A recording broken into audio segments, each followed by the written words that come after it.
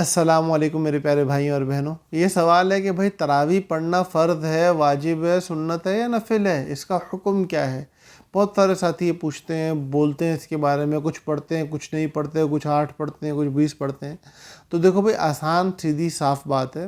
حضرت عمر رضی اللہ تعالیٰ عنہ نے جس تراویح کی بنیاد ڈالی، اور جو تراویح ہمارے پیارے نبی صلی اللہ علیہ وسلم نے 1-2 بار پڑھی، وہ جو حدیث ہے نا کہ اللہ کے نبی صلی اللہ علیہ وسلم نے رمضان یا رمضان کے علاوہ کبھی رات میں 8 رکعت سے زیادہ نہیں پڑھی، تو رمضان کے علاوہ تراویح نہیں ہوتی، تو وہ حدیث تراویح کے بارے میں نہیں ہے۔ پہلی بات تو یہ ہو گئی، کیونکہ اللہ کے نبی تو رمضان کے علاوہ بھی پڑھ رہے ہیں، تو وہ تراویح تو ہو نہیں سکتی، وہ 8 رکعت تہجد کی ہیں۔ البتہ جو تراویح اللہ کے نبی صلی اللہ علیہ وسلم نے 1-2 دن پڑھی، اور اس کو دیکھ کے حضرت عمر رضی اللہ تعالیٰ عنہ نے بعد میں ایک تراویح کی پوری بنیاد ڈالی، اور اس بنیاد کے اوپر حضرت علی رضی اللہ تعالیٰ عنہ کی توثیق اور حضرت کی تعریف موجود ہے۔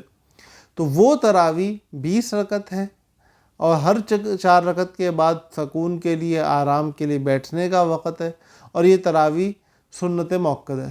اس کو چھوڑنا ہر ایک بندے کے لیے، اگر اس کی تہاون کر کے کہ یار تراویح تو ہے، کیا ہے، نہیں پڑھی تو نہیں پڑھی، سنت ہی تو ہے، ایسے اگر کوئی چھوڑتا ہے تو وہ تو شدید گنہگار ہے، اور اس کے اوپر بڑے خطرات ہیں۔ لیکن اگر کوئی بندہ اپنی مجبوری میں، پریشانی کی وجہ سے 1 آدھی بار چھوڑ دیتا ہے تب تو خیر ہے، لیکن اگر کوئی عادت اس کو بنا لے تو یہ گناہ کا کام ہے۔